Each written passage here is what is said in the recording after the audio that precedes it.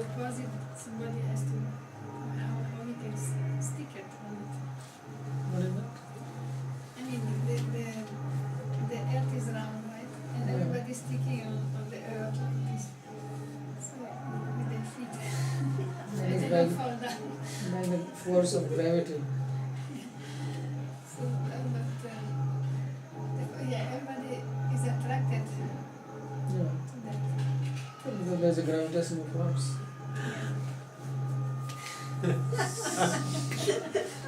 Because when I was child, I was thinking that if the earth is round, somebody from the other side has some problem to hold on the earth. Why they don't fall down? I was wondering how they're gonna fall down. Gravity, otherwise everything can fall. No. Related with the planet and as you said, the winds are the rivers. Can you close it more? And the mountain where the bones, about the, for example, the ears, the earth or the side. Directions. Yes, the directions. And the ears of the earth, same? Yeah, the directions.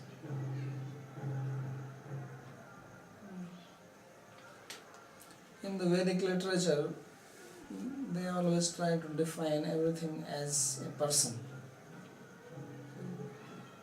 So that's why you see in India, they even worship mountains, rivers. So in the West, they were thinking that why these people are doing this.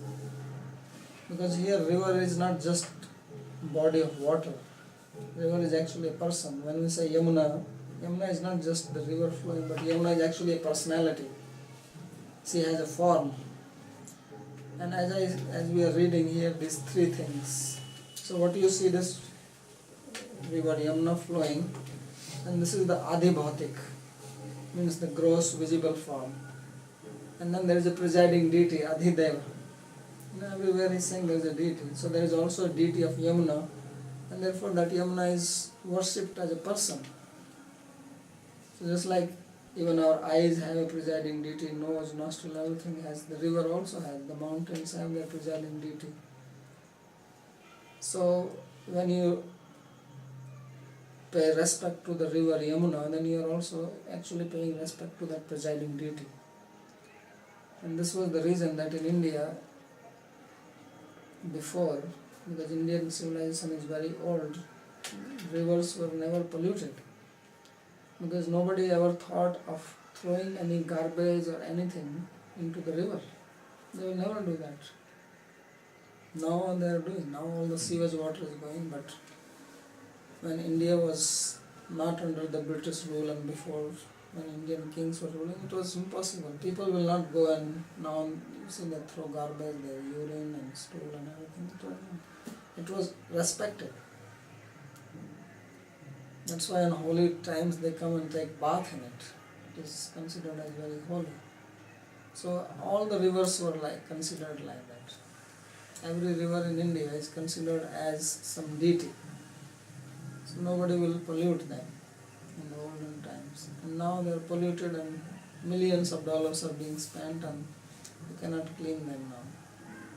Why? Because people don't treat them anymore like that. So here everything was considered as personality. Earth is called Mother Earth. Even India is called as Mother India. You might have heard this word. She is also considered as a person, that there is actually a personality behind the country. Hence the Himalayas are considered as the head of Mother India, and Kanyakumari is the feet and these are hands, and they may even make a picture like that on the whole thing. So everything is treated like a person here. There is no impersonalism. Everything is personalized. Now people doesn't respect that because maybe we are too much people now, or too much? people. No, no. In India there have been population much more before. At least according to the description, there have been many more people living on this, or at least in this part of the land. But they don't have pollution.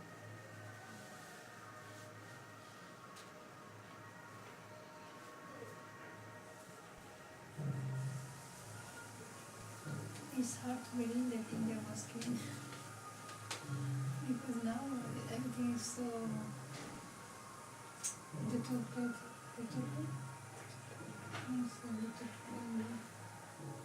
Now India is the garbage of the earth. Mhm. And this was kind of predicted by the scriptures that this was going to happen. Yeah, that is also, it's also predicted. It is predicted that Yamuna will disappear. So now there is hardly any water. It's not Yamuna water, it's all water from the sewers. It's predicted. All it's happening. Strong.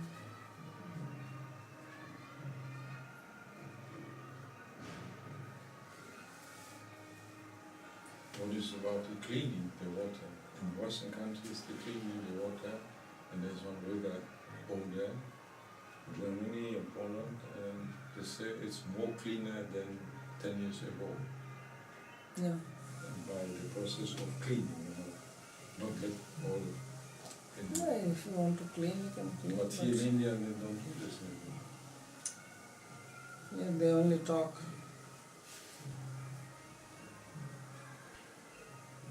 Because the mind is unclean, and how can you clean anything? First the mind has to be clean. So now even if the fund is coming from the banks and loan, United Nations, and people's minds are corrupt, they eat up all the money, and do nothing. Big meetings, advertisements, no effect. Why? Because the mind is... So why there is pollution in Yamuna? Because people's mind have become polluted. Why it was clean before? Because their minds were clean. So when you are clean inside, there will be cleanliness outside. When there is dirt inside, there will be dirt outside.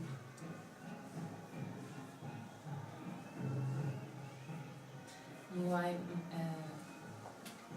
for example, talk about Europe looks cleaner, but I think Because education. mine is not cleaner It's true. than Indian minds, I think. Basically education. Because they are educated. In India, it is illiteracy so much. And they are not being taught. Whatever cleanliness you see in their Indian mind, it is not because of education now, it is because of the remnants of what existed before. Slowly it is dying, but you can imagine how strong it would have been that Western education is now in India for 150 years at least. And before that, India had its own education system, where they taught how to clean the mind. That was the first education. All other education is secondary. So that is still coming in the DNA, little bit remaining now. So now India's situation is worse than everywhere else because that Western education is being given here, and that also is not being given properly. And the Indian education is dead. So they don't have either good Western education or good Indian education. So therefore you see garbage everywhere. Because Indians never lived in cities. When India became independent, at least 85% of the people were living on agriculture. That was the main mean of survival. There was no industry and there were hardly any cities here. So people were used to live in the village life. Simple and clean, because there was no question of garbage there. Everything came from the field the food, whatever fruits, flowers, and then the peels and whatever was remaining, and the cooking was done with the wood, the ashes. Then they went back as fertilizer. So it was natural recycling. So now you live in the city and they are not trained to live in the cities. So they throw everything as they had the habit. Previously every house will have a small pit outside the house. I lived like that. I was born in a village, so I know. And then every morning this pit will be cleaned by the class of people who were called Bhangis. And then every house had a bigger pit outside the village. So it will be thrown there. And then this will remain there for the whole year and it will become fertilizer. And then once a year it was emptied and taken to the field. So there was no question of garbage. There was no plastic, there was nothing. Everything was natural. Everything was biodegradable. So everything was green and people lived in simple mud houses. So clean and clean, there was nothing. Simple living, high thinking. So now the same people are moved into the cities, so they don't know how to live in the city. So they throw everything here, they pass urine, they spit. They are not trained. Nobody does this in the West because they are trained like that. This kind of life doesn't happen anywhere in the world anymore. And maybe in the scripture says that we can expect to live like that in the future, or not anymore in this era. No. I mean, some people can live, but not majority. And the reason for that is that the whole system had changed. So previously, the system was based on religion. Even in the West, it was church which had the power. Everybody has to listen to the church, even the kings. Now, the religion is, most countries are secular. And they are capitalists, democracy. And capitalism is based on greed. Produce, sell, more sell. And that is based on consumerism. So they will force you to consume. And more you consume, then more the economy booms. But more it also produces waste. So you cannot turn it off now. Because that's how the governments are running. Now, but is there no possibility to, because a lot of people realize this, that this capitalism is a very greedy system, and it's also auto-destructive. Yes. Because you will get to a point that you cannot do more and more and more production indefinitely, because the resources are limited, and also the amount of waste produced. So it's a vast system, no? And so, a lot of people also in the West are saying, so there is a book called Arthashastra which was written 2200 years ago in Sanskrit by a person called Chanakya. Artha means economy. It's basically a book of economy and politics. How to rule. It was written for kings mainly. How a king should rule, because in those days there were kings. So the very first thing in the beginning he says that there are three things for people. They want money and they want to enjoy. But he says that along with this they must have religion. He says if they will forget religion, then their economy will collapse. It will not be stable. Morality go down. And there will be corruption.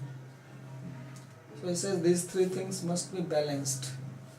Religion, consumption, and science and this production. And if you will give stress to one or more, then there will be problem. So now what is happening is that religion is put under the carpet. Means morality and all these things are not stressed. But you have to produce and consume. Capitalism. That's what capitalism basically is. That it goes up from one side and on the expenditures of others. I mean, if you take too much from one side, there is a lack of the same thing from the other. Yeah, that's how imbalance is created. So then there is a whole system which is completely unbalanced. So that's what we are seeing now. Yeah.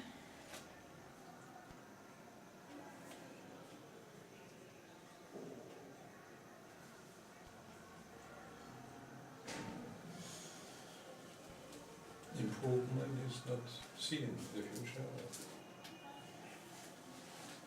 At least I don't see.